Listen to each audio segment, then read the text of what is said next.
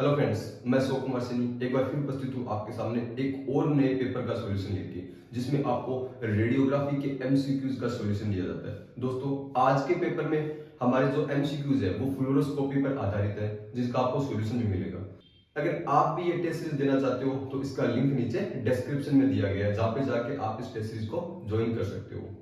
तो चलिए चलते हैं हम आज के पेपर की ओर। देखिए, जो पहला क्वेश्चन है, the component of x-ray image intensifier. X-ray image intensifier के कंपोनेंट कौन से थे? देखिए, आपको पता है एक्सरे इमेज इंटेंसिफायर के अंदर एक इनपुट फॉस्फर होता है, जिस पर एक्सरेज गिरती हैं, वो एक्सरेज लाइट में कन्वर्ट होती है। उस लाइट को हम एक फोटो कैथोड पर डालते हैं, जहां पर वो इलेक्ट्रॉन्स में कन्वर्ट होती है, और इन इलेक्ट्रॉन्स को आउटपुट फॉस्फर या एनोड की तरफ फोकसिंग करने का काम इलेक्ट्रोस्टैटिक जो फोकसिंग लेंसेज है वो करते हैं। यहां से ये एनोड से होते आउटपुट फॉस्फर पे गिरते हैं। तो आप देख सकते हो, जैसे ए, बी और सी तीनों ऑप्शन के अंदर इन्हीं पार्ट्स का नाम दिया गया। Input phosphor, photo cathode, oscillating anode, electrostatic focusing lenses, output phosphor. तो इसका आंसर हो जाएगा ऑल ऑफ द अबव। चलिए चलते हम दूसरे क्वेश्चन की ओर। X-ray get converted into light in X-ray image intensifier at which part?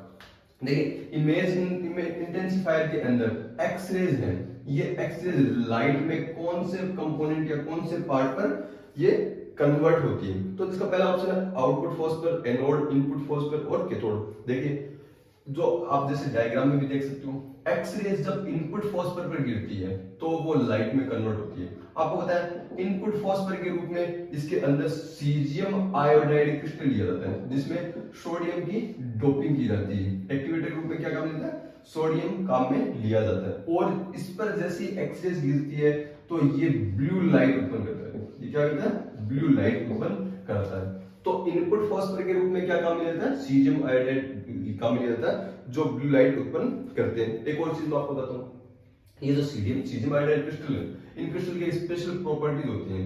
क्या होती है? ये वर्टिकल नीडल्स के रूप में होती है, एक जैसे ऑप्टिक फाइबर्स होती हैं उनकी तरह से। यहाँ पर एक्सरेज गिरेंगी तो यहाँ पर लाइट फोटोन बनेगा, तो वो लाइट फोटोन क्या होंगे? मोर फॉरवर्ड डायरेक्शन के अंदर जाएंगे, ज्यादा से ज्यादा क्या होंगे? फॉरवर्ड डायरेक्शन में जाएंगे, जैसे एक नीडल की तरह से होते हैं और टाइटली पैक्ड होते हैं। इनसे लाइट निकलती है एक्सरेज के इंटरेक्शन से, तो लाइट क्या है? फॉरवर्ड डायरेक्शन के अंदर जाती है। उसका लेटरल स्प्रेड है, उसका लेटरल स्प्रेड कम होता है।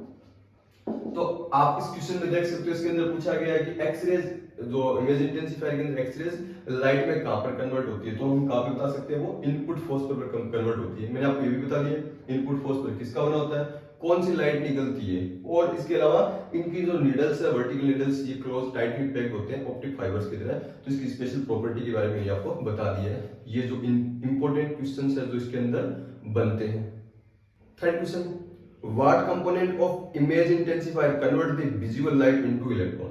जो इमेज इंटेंसिफायर है उसके अंदर जो विजिबल लाइट है वो इलेक्ट्रॉन के अंदर कौन सा कंपोनेंट होता है जिसको कन्वर्ट करता है? यहाँ पे विजिबल लाइट,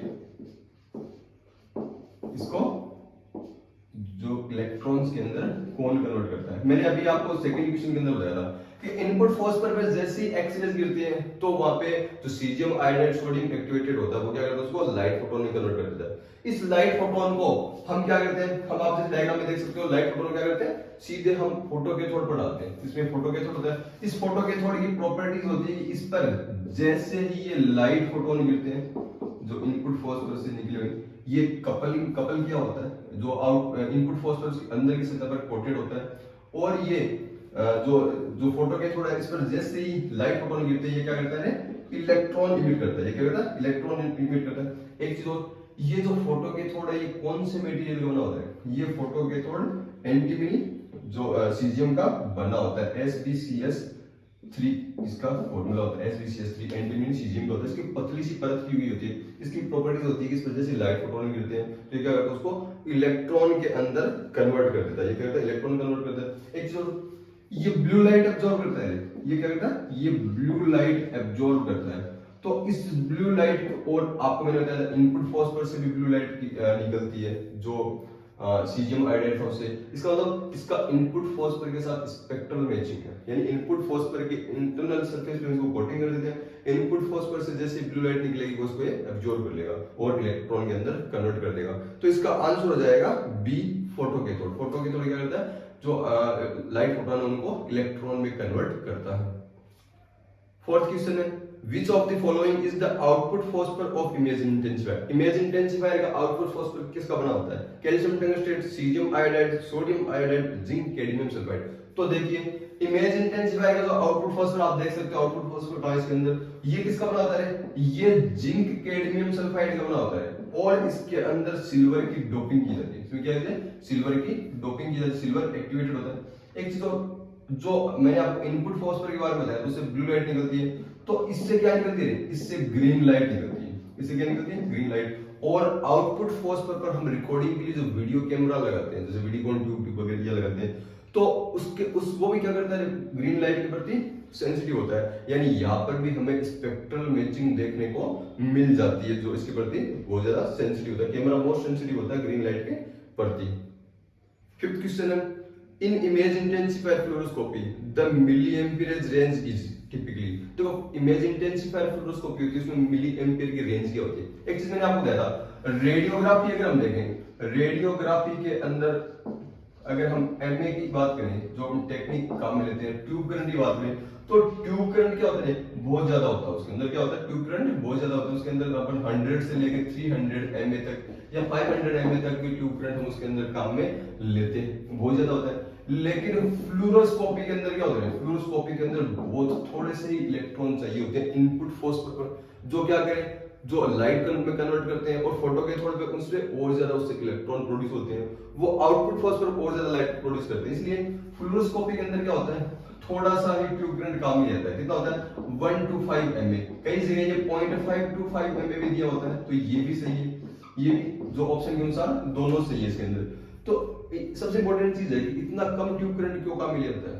देखिए फ्लोरोस्कोपी एक डायनेमिक इमेजिंग टेक्निक है जिसमें हमें बार बार एक्सपोजर देना पड़ता है। अगर हम एक्सपोजर रेट बहुत ज्यादा रखेंगे तो उससे क्या होगा? पेशेंट का रेडिएशन डोज बहुत ज्यादा बढ़ जाएगा। और इमेज इंटेंसिफायर जो हमने जो बनाया, वो इमेज इंटेंसिफायर क्या करता है? बहुत कम रेडिएशन से ही बहुत ज्यादा अच्छी हमें ब्राइट इमेज हमें प्रोड्यूस करवा सकता है। इसलिए इसके अंदर जो ट्यूब करंट है वो बहुत ही कम रखा जाता है। मिलीएम्पियर रेंज क्या होती है इसकी क्या होती है? इसकी बहुत कम होती है। इसमें रेडिएशन डोज भी बहुत कम रखा जाता है। कितना? जो फ्लोरोस्कोपी के अंदर 200 मिली रोंटजन पर मिनट तक हम क्या करते हैं? इसके अंदर जो एक्सपोजर रेट है, इसकी जो डोज रेट है, वो भी हम इसमें कम रखते हैं। इसके अंदर इतनी कम इसमें रखी जाती है। 6th क्वेश्चन है brightness gain is a product of. देखिए ब्राइटनेस गेन क्या होता है? फ्लोरोस्कोपी में ब्राइटनेस गेन एक इंपॉर्टेंट टर्म है। ये flux gain and minification gain का प्रोडक्ट होता है। मिनिफिकेशन गेन का प्रोडक्ट होता है। यहाँ फ्लक्स गेन क्या होता है? देखिए फ्लक्स गेन एक रेशियो होता है जो आउटपुट फॉस्फर पर लाइट फोटोन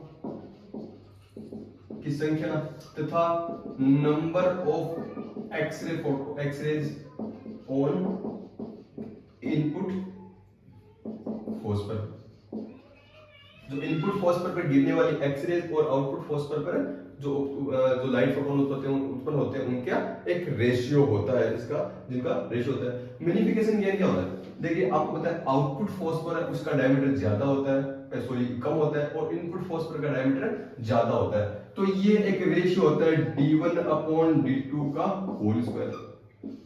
d1 क्या होता है? यहाँ d1 होता है input phosphor diameter, input phosphor का डायमीटर, और जो d2 होता है ये होता है आउटपुट फॉस्फर का डायमीटर होता है। ये आउटपुट फॉस्फर का डायमीटर।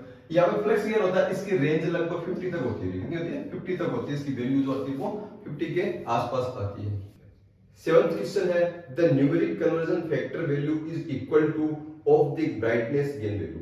जो कन्वर्जन फैक्टर होता है, न्यूमेरिक जो कन्वर्जन फैक्टर हमने पढ़ा था इसके बारे में, इस ब्राइटनेस गेन,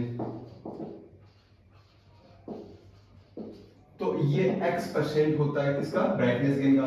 ये कितना होता है x%? सबसे पहले कन्वर्जन फैक्टर क्या होता है? मैंने आपको बताया था ब्राइटनेस गेन एक मेजरेबल टर्म नहीं है, एक मापने योग्य राशि नहीं है, इसके लिए हम कन्वर्जन फैक्टर काम लेते हैं। और ये क्या होता है? ये आउटपुट फॉस्फर पर लाइट फोटोन का जो लाइट फोटोन है उसकी इल्यूमिनेशन या उसकी चमक जिसको हम कैंडेला पर मीटर स्क्वायर में मापते हैं, और इनपुट फास्फोरस पर जो एक्सपोजर रेट है मिली रोंटजन पर सेकंड में मापते हैं, इनका रेशियो होता है। और ये 1% ऑफ ब्राइटनेस गेन का लगभग 1% होता है। 1% को आप जानते हो 1/100 भी लिख सकते हो, यानी 0.01। तो इसका आंसर हो जाएगा ऑप्शन बी 0.01। 8th क्वेश्चन है, a disadvantage of using the magnification mode fluoroscopy is. Magnification mode fluoroscopy का डिसएडवांटेज क्या होता है? फर्स्ट ऑप्शन है डिक्रीज्ड स्पेशियल रिजोल्यूशन, ये स्पेशियल रिजोल्यूशन को कम करता है। नहीं, हम मैग्निफिकेशन मोड फ्लोरोस्कोपी काम में लेते हैं, उससे तो जो स्पेशियल रिजोल्यूशन है वो इंक्रीज होता है। इसके बारे में आप डिटेल से जानना चाहो तो आप रेडियोग्राफी इन हिंदी यूट्यूब चैनल पर आप देख सकते हो। मैंने इस पर डिटेल में वीडियो बनाया हुआ है कि किस प्रकार से मैग्निफिकेशन वो स्पेशियल रिजोल्यूशन को प्रभावित करता है। एक इंक्रीज्ड पेशेंट एक्सपोजर, देखिए ये इसका ऑप्शन सही हो सकता है। कैसे? जैसे मैग्निफिकेशन मोड फ्लोरोस्कोपी काम में लेते हैं तो हम जो इनपुट फास्फोरस का जो सेंट्रल एरिया है उसी को हम आउटपुट फास्फोरस पर इमेज करते हैं, और जैसे ही हम इनपुट फास्फोरस का जो सेंट्रल एरिया सेलेक्ट करते हैं, एक्सरे ट्यूब है उसका कोलिमेशन ऑटोमेटिक ही पेशेंट के उसी पार्ट पर एडजस्ट हो जाता है। यानी एक्सरेज है वो पेशेंट तक कम पहुंचेंगी, कम एक्सरेज पहुंचेगी तो क्या होगा, जो इनपुट फास्फोरस तक कम एक्सरेज होंगी और आउटपुट फास्फोरस पर हमें कम आउटपुट मिलेगा। तो जो ब्राइटनेस है उसको मेंटेन रखने के लिए हमें क्या करना पड़ेगा, एक्सपोजर बढ़ाना पड़ेगा। और एक्सपोजर बढ़ेगा तो पेशेंट का जो रेडिएशन डोज है वो बढ़ जाएगा। तीसरा है डिक्रीज्ड ब्राइटनेस को ये कम करता है, ब्राइटनेस को कम नहीं करता। इमेज इंटेंसिफायर फ्लोरोस्कोपी वो तो ब्राइटनेस को बहुत ज्यादा बढ़ाता है, तभी उसको हमने डाइट विजन फ्लोरोस्कोपी को हमने डिसकंटिन्यू किया था, इसको लेके आए थे। और ब्राइटनेस कम भी होगी तो उसको ऑटोमेटिक ब्राइटनेस कंट्रोल जो एक फीडबैक मैकेनिज्म है वो उसको वापस रिस्टोर कर देता है। डिक्रीज्ड कॉन्ट्रास्ट, फ्लोरोस्कोपी इमेज का कॉन्ट्रास्ट बहुत ही अच्छा होता है, अच्छा कम नहीं होता, ये डिक्रीज नहीं होता। इसका आंसर हो जाएगा बी। 9th क्वेश्चन है, in fluoroscopy when protective aprons are worn, protective aprons पहना जाता है तो डोजीमीटर शुड बी बोर्न। तो डोजीमीटर जो फिल्म बेस हो सकता है या टीएलडी बेस कोई भी डोजीमीटर हो सकता है, उसको कहां पे पहनना चाहिए? देखिए जो डोजीमीटर है उसको हम एप्रन के अंदर टॉर्सो लेवल पर, चेस्ट लेवल पर हम क्या करते हैं, उसको एप्रन के अंदर पहनते हैं, एप्रन के बाहर नहीं पहनते, क्योंकि डोजीमीटर का काम होता है बॉडी पर गिरने वाले रेडिएशन को मेजर करना। अगर एप्रन के बाहर पहनोगे तो वो रेडिएशन कौन सा बताएगा, जो रेडिएशन एप्रन पर गिरा है, लेड एप्रन पर गिरा है, न कि बॉडी पर, क्योंकि लेड एप्रन काफी रेडिएशन को बॉडी तक पहुंचने से रोक चुका होगा, इसलिए हम उसको लेड एप्रन के अंदर पहनते हैं, ताकि अगर लीकेज रेडिएशन एप्रन से अंदर जाएगा उस रेडिएशन को टीएलडी मेजर करेगा, जो कि हमारा बॉडी रेडिएशन भी होता है, बॉडी रेडिएशन का डोज को बताता है। नेक्स्ट क्वेश्चन है जो 10th और लास्ट क्वेश्चन है, visibility of detail in fluoroscopy can generally be improved by using. जो फ्लोरोस्कोपी के अंदर जो डिटेल की विजिबिलिटी है उसको किसके द्वारा इंप्रूव किया जा सकता है? देखिए लो केवी से नहीं किया जा सकता।